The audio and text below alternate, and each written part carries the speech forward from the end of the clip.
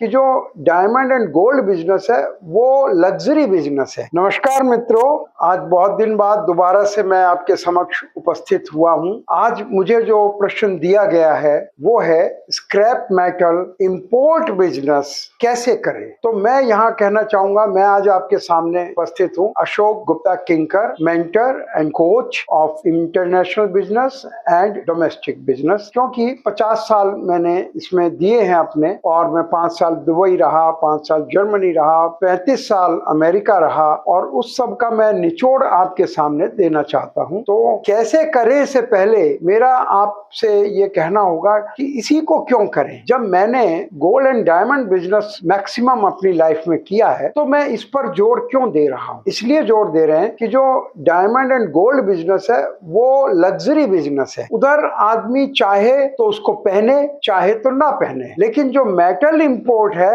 वो हमारी रिक्वायरमेंट है, वो एक बहुत जरूरी चीज है। उसके बगैर काम नहीं चल सका, देश नहीं चल सका। तो इसलिए this is the first reason कि मैं आपको ऐसे ऐसे 7 रीजन बताऊंगा कि आखिर मेटल बिजनेस ही क्यों करें। इंडिया में इसकी शॉर्टेज है, ये पहला रीजन। हम एक बढ़ता हुआ देश हैं और उस बढ़ते हुए देश में इंफ्रास्ट्रक्चर के लिए metal is a basic requirement. दूसरा रीजन है कि ये छोटे लेवल पर भी किया जा सकता है। बहुत से बिजनेस होते हैं, जैसे पेट्रोलियम बहुत इंपोर्ट होता है और बहुत सी चीजें, डायमंड बहुत इंपोर्ट होता है, लेकिन वो कई सैकड़ों करोड़ से हजारों करोड़ रुपया उसमें चाहिए शुरू करने। लेकिन ये चूंकि ये बिजनेस अभी और अनऑर्गेनाइज सेक्टर में है, इसलिए आप इसको शुरू कर सकते हैं छोटे लेवल पर भी। ये सेकंड हुआ। थर्ड है कि इसके अंदर कोई बहुत केमिकल नहीं है, बहुत डिजाइनिंग नहीं है, तो इसमें बहुत ज्यादा ट्रेनिंग की जरूरत नहीं है। फोर्थ है कि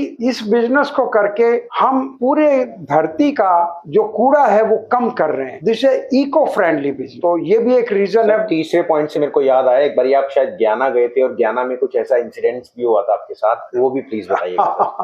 वो बड़ा ही मेरे लिए बहुत बड़ी बात थी कि वहां के जो राष्ट्रपति थे उनसे मेरा मिलना हुआ, जिनसे मैं माल खरीद रहा था, जिन व्यक्ति से, वो उनको पर्सनली जानते थे। एक दिन बातों में उन्होंने कहा, mister Gupta, do you want to meet president? मैंने कहा व्हाई नॉट इफ पॉसिबल। तो वो मुझे एक छोटी सी गैदरिंग में ले गए जहां president his highness Bharrat Jagdeo आए हुए, और उन्होंने मुझे इंट्रोड्यूस किया। तो उन्होंने कहा he is mister Ashok Gupta Kinkar from India, is a businessman. तो फॉर्मेलिटी में प्रेसिडेंट साहब ने मुझसे हैंडशेक किया, हाथ मिलाया बड़ी गर्मजोशी के साथ। Come to my country mister Kinkar. तो मुझे बड़ा अच्छा लगा, लेकिन उन्होंने इंट्रोडक्शन के साथ में ही ये भी जोड़ दिया, and he buys scrap from here. तो मैं तो सारा जोश मेरा ठंडा हो गया कि ये तो मुझे कबाड़ी कह रहे हैं प्रेसिडेंट के सामने। तो लेकिन मैं हैरान रह गया कि हिज हाइनेस ने दोबारा उससे हाथ मिलाया। Nice mister Gupta, you are beautify my country. आप मेरे कंट्री को खूबसूरत कर रहे हैं। वो दिन है और आज का दिन है। मैं अब इस बिजनेस को लोगों को बताता हूँ, सिखाता हूँ, तो मुझे ये लगता है कि मैं एक बहुत ही बड़ा काम कर रहा हूँ। उनका ये कहना था कि मैं उनके कंट्री को खूबसूरत कर रहा हूँ। तो ये इको फ्रेंडली बिजनेस है, बहुत ही बड़ी बात है। और 5वां पॉइंट सबसे बड़ा, इसमें प्रॉफिट बहुत है और इसमें आदमी बहुत तेजी से आगे बढ़ता है क्योंकि इसकी डिमांड है, सबसे बड़ी आती है। और छठा जो है, इसका गुड प्रोजेक्शन है, बहुत तेजी से आगे जा सकते। ये बिजनेस आज आप मान लिया 10 कंटेनर का बिजनेस कर रहे हैं, कल आप 100 का कर सकते हैं, परसों आप 1000 का करते हैं, उसके बाद आप पूरा शिप ला सकते हैं। ये फैसिलिटी और बिजनेस में इतना तेज ग्रोथ करने की किसी बिजनेस में मैंने नहीं दी। और सबसे लास्ट है कि हमारे कंट्री को मेटल की जरूरत है। हमारी जितनी डिमांड है उतना मेटल इंडिया में अवेलेबल नहीं है, चाहे वो कॉपर हो, ब्रास हो, एल्युमिनियम हो, जिंक हो, लोहा हो, सोना हो, प्लेटिनम हो। मेटल हमारी डिमांड बहुत ज्यादा है और यहाँ शॉर्टेज। इसलिए मैंने आपको ये 7 रीजन बताए कि स्क्रैप मेटल इंपोर्ट बिजनेस क्यों करें। इसके बाद मैं लेना चाहूंगा कि इसको कैसे करें। देखिए, कैसे करें में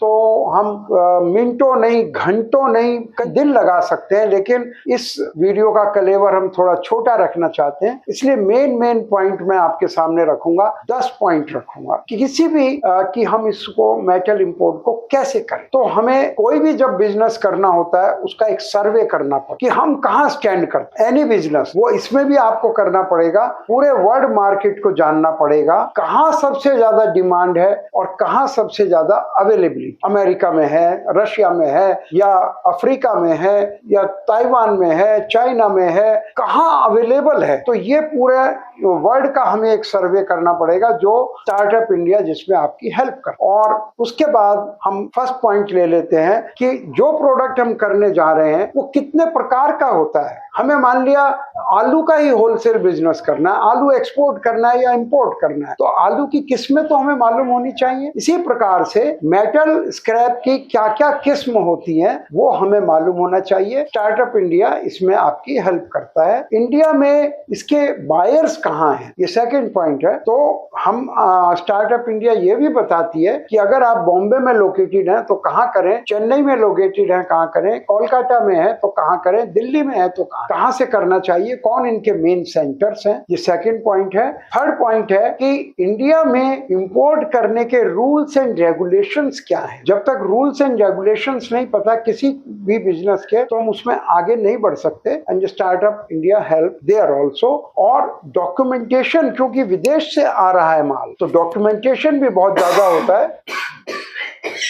कोई बात, तो हम डॉक्यूमेंटेशन भी जानना चाहते हैं और उसमें हम उलझ ना जाएं। हमने देखा है बहुत से कोर्सेज कराते हैं लोग, तो उसमें पूरा महीनों डॉक्यूमेंटेशन में लगा, लेकिन इतनी जरूरत नहीं होती है। हर चीज की नॉलेज आपको बाहर से मिल जाती है, तो डॉक्यूमेंटेशन की बेसिक नॉलेज स्टार्टअप इंडिया में दी जाती है। चूंकि बाहर से मेटल स्क्रैप इंडिया आता है तो उसके बीच में कस्टम एक होता है, हर कंट्री में कस्टम होता है, इंडिया में भी कस्टम्स है। ठीक है, बदनाम बहुत ज्यादा है, लेकिन अगर आप उसको जानते हैं बिजनेस, तो वो आप आसानी से उस कस्टम के स्पीड ब्रेकर को आप क्रॉस कर सकते हैं। हम डॉक्यूमेंटेशन भी स्टार्टअप इंडिया आपको बताता है। और इसके बाद छठा जो पॉइंट है, बैंकिंग के रूल्स क्या है, क्योंकि एक्चुअली में आपके पास यहाँ रुपया अवेलेबल है, वहां आपको डॉलर्स में पे करना है, तो कैसे एक्सचेंज होगा, रेटों में आपको ज्यादा कोई परेशान ना कर सके या गैर जरूरी फायदा ना उठा सके, ये भी स्टार्टअप इंडिया आपको बताता है। और इसके बाद आता है कि कहाँ से खरीदेंगे। पूरा वर्ल्ड है, 150 कंट्रीज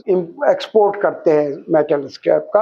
आपके लिए कौन सा कंट्री ज्यादा बेटर रहेगा शुरुआत के लिए? बाद में तो आप 10 कंट्री 20 कंट्री से एक साथ सकते हैं, शुरुआत में कहां से ठीक रहेगा, ये भी ये 7th पॉइंट है कि कहां से खरीदेंगे। 8th पॉइंट है क्या सावधानियां रखनी है खरीदने, क्योंकि आप विदेश से माल ले रहे हैं। अगर आप उन्हें पहले पैसा सारा दे देंगे तो क्या गारंटी है कि वो माल लोड कर देंगे, और बिना पैसा लिए वो माल लोड करेंगे नहीं। तो ये एक मैचिंग करनी होती है, ये हम आपको सिखाते हैं कि किस तरह से ये एक्सचेंज किया जाता है कि पैसा उनको मिल जाए और माल हमें मिल जाए, माल की ओनरशिप हमें मिल जाए। तो ये सब हमें सावधानियां हम सिखाते हैं स्टार्टअप इंडिया में। और एक बात आती है, जब हम विदेश में जा रहे हैं तो हम उनसे कैसे बात करेंगे। वो तो दुनिया भर को ऑलरेडी बेच ही रहे हैं, हमें क्यों बेचेंगे। हम वो तरीका भी बताते हैं कि चूंकि हम नए हैं, उसके बावजूद वो हमसे कैसे बात करें, हमें भी पता करके आपको बताना होता है। और सबसे लास्ट है 10th पॉइंट है, उनके साथ नेगोशिएट कैसे करें। यानी जब बातचीत होती है, आपको मालूम है negotiating is a big thing. जो हमारे इंडिया का IC 814 जो हाईजैक हुआ था, कंधार में गया, उनकी डिमांड थी, टेररिस्ट की डिमांड थी कि $200 मिलियन और 35 आदमी हम छोड़े। लेकिन इंडिया की जो नेगोशिएटिंग टीम थी वो उनको सिर्फ 3 आदमियों को ले आए, जबकि हमारे 160 आदमी उनके अंडर हुए थे, उन्होंने ज्यादा थे मेरे ख्याल से। तो नेगोशिएटिंग भी एक टेक्निक होती है, ये भी हम आपको सिखाते हैं। तो यहाँ पर मैं ये कहूंगा कि आज हमने जो सम टोटल किया है कि स्क्रैप मेटल बिजनेस क्यों करें, इसके क्या फायदे हैं और किस प्रकार से करें, ये 2 चीजें हमने आज आपको बताने की कोशिश की है। तो आप इसी तरह से स्टार्टअप इंडिया से जुड़े रहें और अलग अलग चीजों के बारे में, नए नए बिजनेस के बारे में, इंपोर्ट एक्सपोर्ट के बारे में, और इवन डोमेस्टिक, अगर आप इंपोर्ट एक्सपोर्ट नहीं करना चाहते, डोमेस्टिक बिजनेस भी कैसे कैसे करें, तो उसमें हम अपना एक्सपीरियंस आपके साथ शेयर करते हैं। आप इसी तरह से अपना प्रेम हम तक बनाए रखें और हमें कॉल करें, और नेचुरली नीचे डिस्क्रिप्शन में नंबर दिए गए होंगे या स्क्रीन पे चल रहे होंगे, उनको देखकर आप हमें कॉल कर सकते हैं। हर caller is very important to us, सबका प्रॉपरली जवाब दिया जाएगा। इसके बाद बहुत बहुत धन्यवाद, आपने इसको बहुत ध्यान से सुना, के लिए बहुत बहुत धन्यवाद।